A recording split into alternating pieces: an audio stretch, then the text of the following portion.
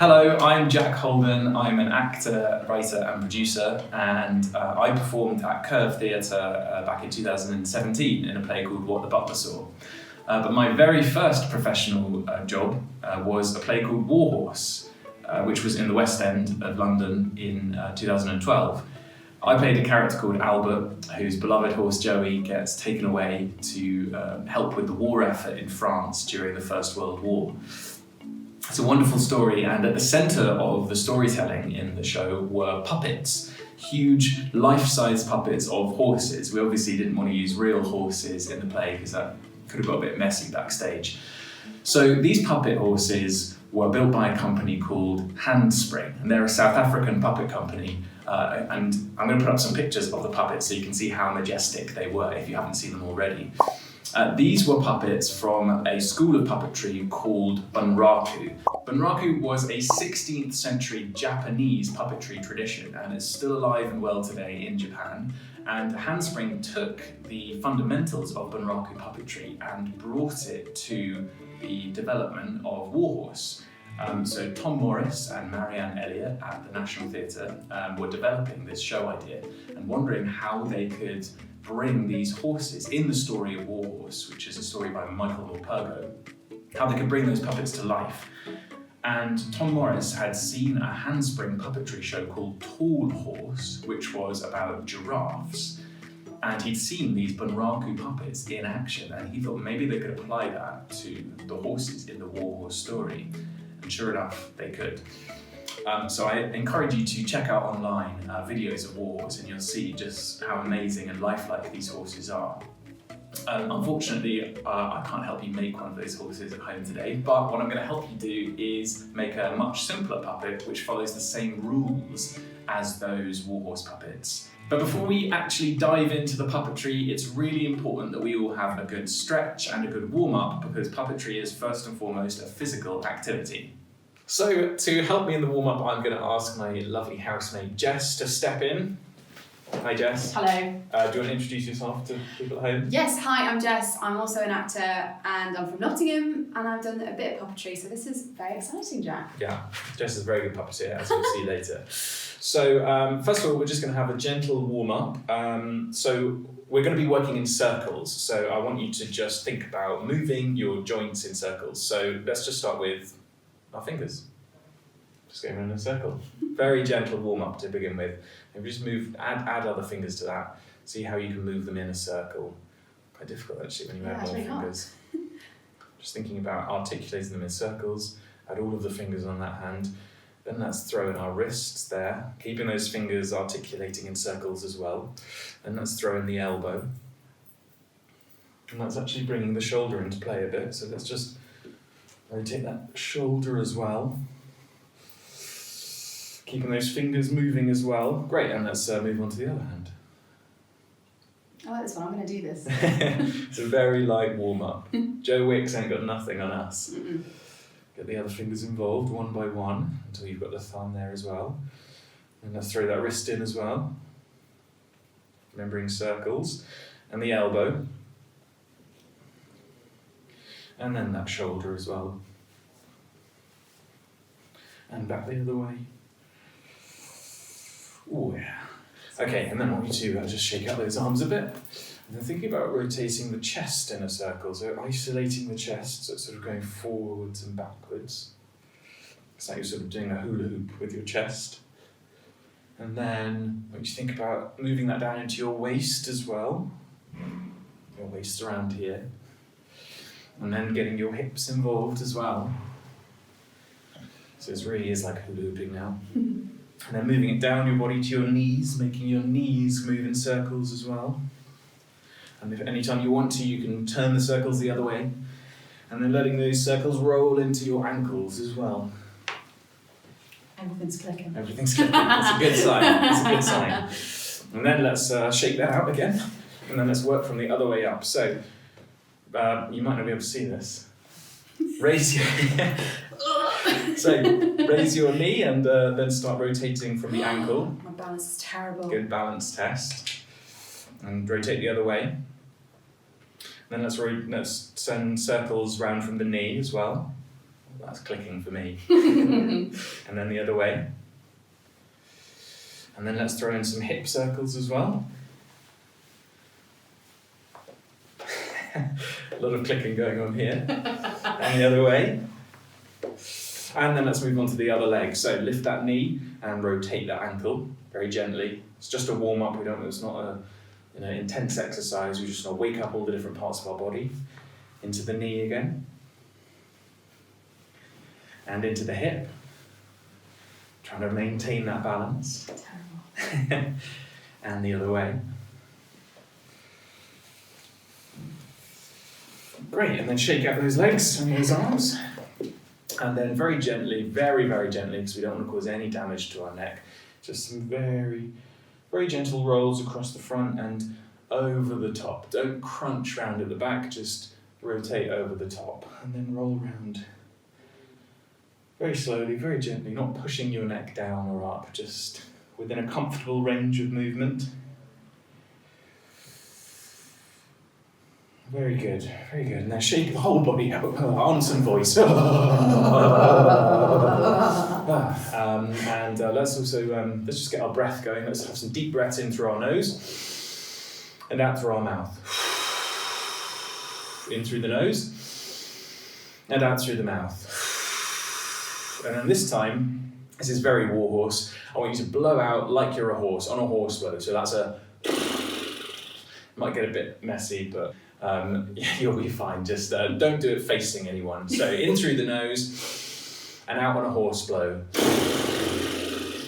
It should empty your lungs really far. So in through the nose and out. And one more, the biggest out breath you can do.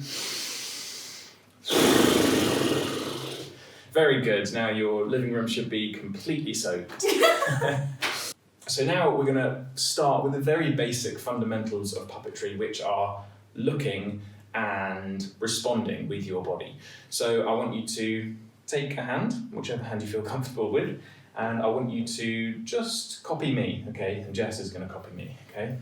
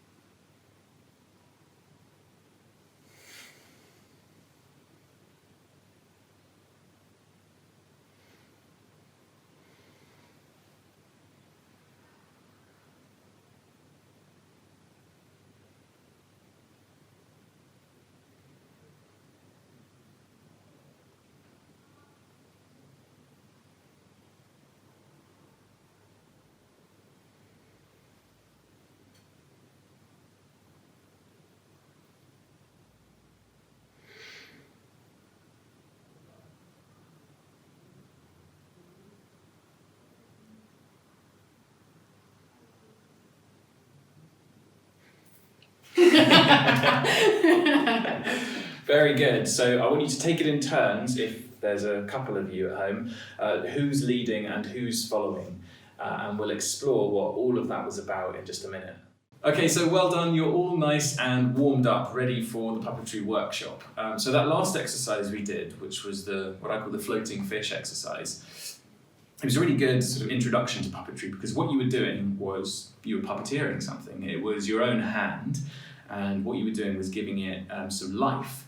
And Handspring Puppet Company, who created the puppets for Warhorse, are called Handspring because they believe that the life of the puppet springs from the hand of the puppeteer. And that's absolutely true. You know, the puppet only lives when puppeteers are using it and making it live. So next up, what we're going to do is show you how to make your very own puppet man, just like this guy here, who's looking a little bit tired, a little bit like he's put on some lockdown weight, but that's fine, we all have. So to do this, if you do have the resources available, what you're going to need is just an old newspaper, like this one, and a bit of sellotape. That's all you need, or you can use any old bits of paper about the same kind of size as this. And you're also going to need an extra pair of hands, probably. So if you've got a parent or guardian or sibling, or someone in your bubble that you can ask to come and help you. Jess, come on in. Okay, so we're going to show you how to make this guy. Okay, so the first thing you're going to need to make is 4 concertinaed pieces of paper. So take, what we're doing is doubling up a couple of sheets here, so it's going to be nice and strong. And we want to concertina them, so gather the pages towards you like that. And really want to scrunch them up. Doesn't want to be neat at all. There we go, so we've made 2 of them, let's make 2 more.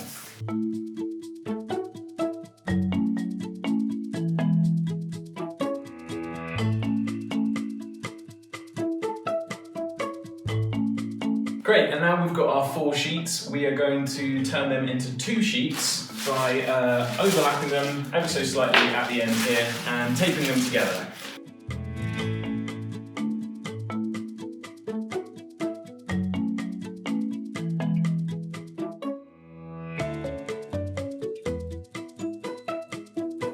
Great, and making sure those joints are nice and strong.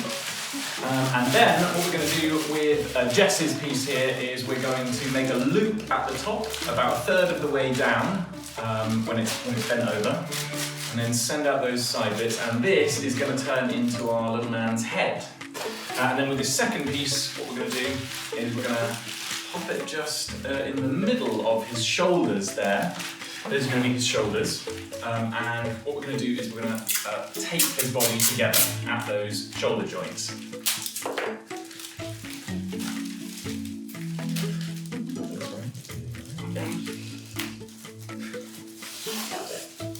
And then the other shoulder.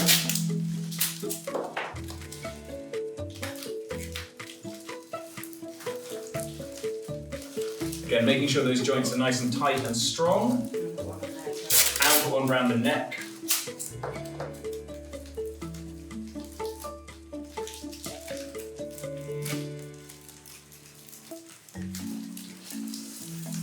There we go. Now he's not looking fully formed quite yet. It's not quite going to work like that. So what we're going to need to do is give him a waist. So again, another 1/3 of the way down his body. That looks like a good position for a waist. Jess is just going to pinch those in, and then yeah, that looks like a good size for his upper body, his rib cage. And let's tape again around there.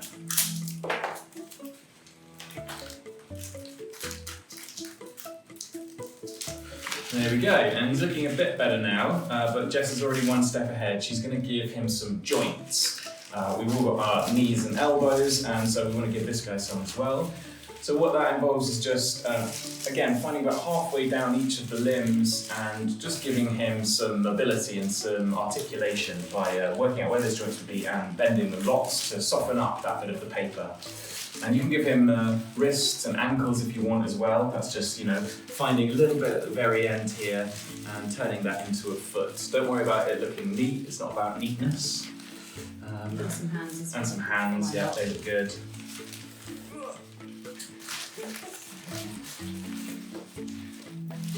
Great, and there we go. We have our own little newspaper man. He looks very good, actually, doesn't he? We could do something. And we can give him a bit more of a shape to his head, so he's not sort of blank face. Terrifying. Yeah, there we go. So you sort of pull some of the paper around, and that sort of fills in his head a bit. There we go. Now, he doesn't look very alive at the moment. He just still looks like a lot of newspaper. So we're going to sit him on the chair, and we're going to show you how to bring him to life.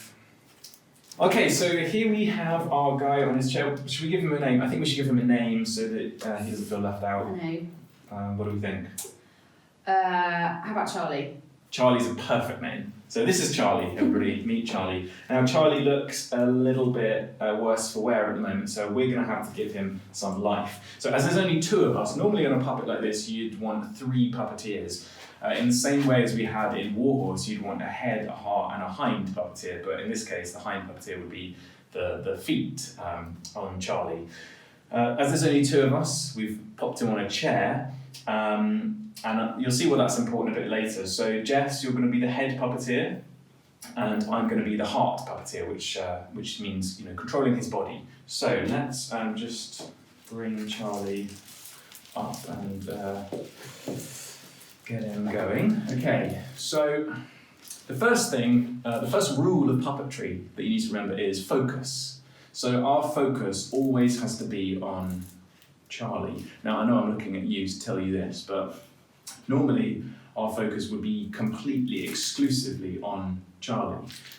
Now, focus doesn't just mean looking with our eyes, although that is crucially important, that we're keeping our attention on him. It also means emotional focus, so that we're on the same emotional level as Charlie. So Charlie looks quite calm at the moment, quite relaxed. But if Charlie was suddenly a bit anxious, we too, something would change in the way that we experience our emotions as well. So we're on the same emotional level. But then if Charlie calmed and was sort of actually feeling quite happy, quite chilled, then something on our emotional plane changes as well. So we have emotional focus. Now, the third aspect of focus is physical commitment. We have to be completely physically committed to Charlie. The moment we stop being committed physically, Charlie ceases to exist. Yeah, so we need to be engaged constantly, ready to move with our bodies if Charlie wanted to move at a certain point. So you can see that Jess is doing brilliant work there by keeping his head articulated, keeping him moving, giving that arm some movement. And so Charlie really does feel alive because we've got all of that focus going at the same time. Now, to give Charlie a bit of extra life, there's something that he's not doing that we all do all of the time without even thinking about it, and that is breathing. Now, we normally breathe with our ribs. We breathe out, our rib cages open up, and sometimes our shoulders go up a bit, and we breathe out in a 3-dimensional way. But because Charlie's he's got a bit of his body missing, we can see, we're going to have to represent that on stage in a slightly different way. So Jess is going to show you how we just ever so slightly give him a little bit of breath. There it is. It's in the vertical plane. It's moving up and down. And that means that our audience, who are you, can see that Charlie's breathing. If he was breathing out sideways in 3 dimensions, that wouldn't quite work. So we have to represent it like this, just an ever so slight up and down breathing motion. And breathing is really important because, well, it's called, inspiration. You're breathing in, and it's where our ideas come from. It's where our emotion is represented. So, as I said earlier, if Charlie was feeling a bit anxious, his breathing might, it's gone a bit sharper. Yeah, you're anxious, aren't you, Charlie? Yeah, I know, worrying. But then if he calmed again, and then if he was very calm, then his breathing slows as well. And that's a really good indicator for how Charlie is feeling. It's also really useful for communication between us as puppeteers, for perhaps what Charlie's next move is going to be, or what his next emotional move is going to be. So if he suddenly sort of saw something, his breathing might change, and that alerts us all as puppeteers to be ready for some kind of movement, that physical commitment we talked about. It's also really good, as Jess is the head puppeteer, she is sort of in charge of what's going to happen next, where we're going to go, because we're all sort of led by our heads. That's where all of our senses are, our eyes and our ears and our nose. And so it's where the information goes in, and it's where we make our decisions from. So if the head decides it wants to move somewhere, or maybe he wants to look over the edge of the chair, and then back. And that was all led by the head and by breathing, giving us our cues on the breath. So breath, actually, what Jess is playing with there is tension. And tension and weight and contact are the most crucial parts of puppetry and of keeping Charlie alive and in motion. So the reason we put Charlie on a chair and not just sort of floating in mid-air is because, well, none of us float in mid-air unless we're in space. So contact with a surface is really what gives puppetry their life. It's that thing I was talking about handspring puppetry earlier. It's the life of the puppet springs from the hand, from the energy, from the contact. So we've sat Charlie on this chair because that means I can root his hips here onto the chair. When we're sitting on a chair, that's our point of contact, isn't it? And through his body here, Jess is pulling up from the neck, because that's what happens, isn't it? Our spine runs all the way up the back of our body, and our head sits on the top, and there's a tension between the two. And that means he's not just sort of flopped over, slumped, looking not very healthy at all. He's sat up, he's alive, and then with that tension, releasing that tension, Jess can give him some breath. It also applies to the hands as well. So I'm really pushing that hand into the chair there. And that's maybe not what we would do when we're sitting on a chair, but it just gives Charlie a little bit of extra life. Now, as well as physical contact, what Jess is doing really well is giving me some emotional contact. And when I was in Warhorse, what we called it was the fourth puppeteer. Now, normally you'd have 3 puppeteers on this puppet and on the horses in Warhorse. So the actor that the puppeteers are working against, who's playing a character like Albert, is the 4th puppeteer. So it's the person that the puppet makes eye contact with and has a relationship with. And it's that relationship with space and contact with surfaces and with other actors that gives the puppet their life. Hi Charlie, doing very well. Now let's just put Charlie's hands in his pockets. So if we wanted Charlie to stand up, he's going to have to overbalance to make sure that and then he puts that other leg up, and then great, there he is, and he's standing. Now, we can only get away with this because we're not using his arms. Now, you'd ideally have a third person to take on these feet, but we're just going to cheat this for you. So as you can see, we're retaining that contact and that tension. He never sort of jumped off the chair and floated away into space. He stayed in contact at all times with the chair, and that tension's there. Look at how straight he's standing. He's got this tension in his legs are strong, and then also that tension in his body. He looks pretty proud standing up there, actually. Yeah, but it's quite a long way down, isn't it, Charlie? Goodness me, is that? Yes, he doesn't like the idea of that. Maybe he sort of move slightly back from that. Yeah. Maybe let's put you back down again. Maybe you have to, just. Ooh, how's he gonna do it? Oh, there he is. Yeah, okay. Bit of a bumpy landing, but he made it. And then we can take those arms again. So we're just making sure that he's always got that tension running through him, because that really is his life force. So me and Jess have swapped over now, just so we each get a go at being the head and the heart puppeteer. And it's quite a different experience, so make sure you swap over if you can. And I've got to remember to give Charlie that breath, and don't make his head do that. Give him some interest in what's going on around him. That's it. And remembering to keep that tension, keep that contact with the surfaces. And in your own time, what I want you to do now is really explore some different emotions with your puppet. So take your time, don't rush through anything, and really feel it. So I want you to explore sadness with your puppet for a while, and then I'd like you to explore happiness. And then once you've gone through this, I'd like you to explore what happens when your puppet is frightened. And then lastly, I'd like you to explore what happens when your puppet feels excited. So just take some time to go through those emotions: sadness, happiness, frightened, and excited, and see how that changes the emotion of your puppet, what they're doing, how it changes their breathing, how it changes the tension in their body. And it's not big changes, it's just subtle changes, how their energy changes.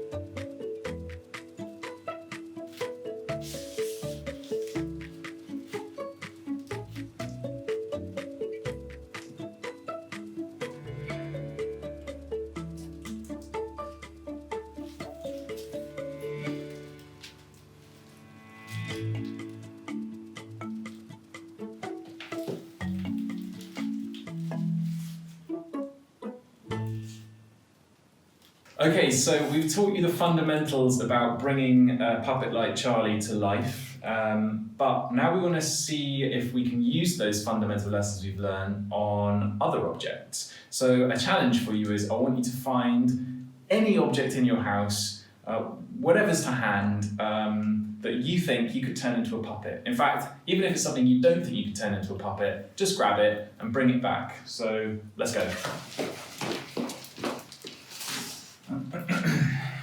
Right.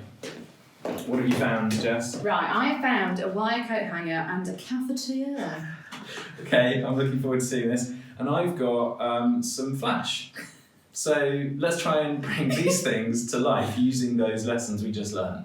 Okay, so here we are. I've got my bottle of flash and Jess has got her cafetiere and coat hanger. So what do you think you want to have a go at first, Jess? I think the coat hanger might be slightly easier, so I think I'm going to start with that one first. Okay, great. So what are you going to do? You're going to keep it as it is, or are you going to maybe give it some... I'm going to try and give it some kind of anchor point when you're talking about, giving him some kind of grounding. So, I mean, ask your mum and dad if you're actually allowed to do this before you do this, but I'm going to give him some sort of kind of like... Yeah, there you go, that's good. There's his body. That's very good. And then if I manage to twist... Oh, look. Hey, that's pretty good. Yeah. So then, obviously, you've got to make do with what you've got, but I think that's his breath. And then his head isn't that easy to turn. And also, you've got loads of hands in the way, so it's not quite as easy as I thought it might be. That's good, but I can see you've already got some breath going on there. You've got a bit of... you've got a bit of articulation there, so that could be a sort of rib cage breathing there. Yeah, so, and then you've got, I guess, got to find a way to use your hands so that you've got some stuff free. Yeah. Maybe this isn't the most malleable thing, but maybe if, for example, like, if you were the, how would we do it? So, there we go, then it's got a sort of... But then he's already got a character because he's someone that moves quite slow. Yeah, exactly. Maybe he's an older coat hanger. I don't know really. And what we're doing obviously is we're keeping that contact with the floor, making sure that he's always grounded and not just flying off into space. Although this does look quite bird-like, so I can't make him fly, but we can try. And then keeping that breath going all the time. This has got a really good breathing movement on it, and keeping that focus on it as well, because the moment we lose focus, the puppet ceases to exist. Yeah, okay. Well, how about Mr. Flash over there? Okay, I think this is going to be slightly less exciting than your coat hanger. But I think actually again that's part of his character is that he doesn't have much dynamics. I think it's even more about sort of. He can't really sort of move in any different plane. So he's definitely got a nose though, doesn't he? Yeah, so that's definitely where he's leading from, isn't it? Yeah, because that's where we all, follow your nose. So we can get a bit that's quite nice. Got a waddle. Bit of a sort of waddle on him, yeah. I think because he's so immobile, there's a sort of cautiousness to him. Mm-hmm. So I quite like giving him sort of energy that's a bit like that. Yeah, very good. And of course, he's always in contact with the floor, which is very handy.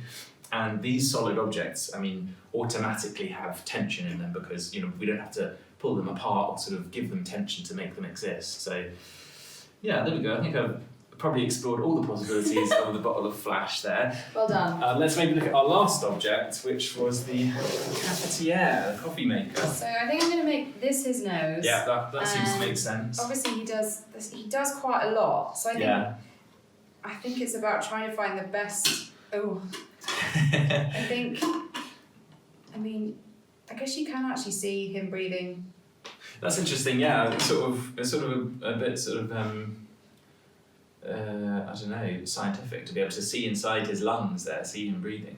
But that kind of constant motion, it does, suggest that it's an animate object. It's a living thing this time. So it's a bit harder to lead. Like with that one, lead with a head because our heads move independently, don't they? Yeah, which is what you can get that with that one a bit more. But it is possible, I guess. Yeah, it is possible to put life into Even the most boring of objects. Yeah, because if you believe in it and you see it, then That's it, yeah. hopefully everyone else will see it. So really have a go, find the weirdest object you can in your house and try and give it life. And remember, that doesn't mean it's sort of flying around and bouncing around the room everywhere. It's about giving it breath, and it's about giving it focus and attention and making sure it's got contact and tension.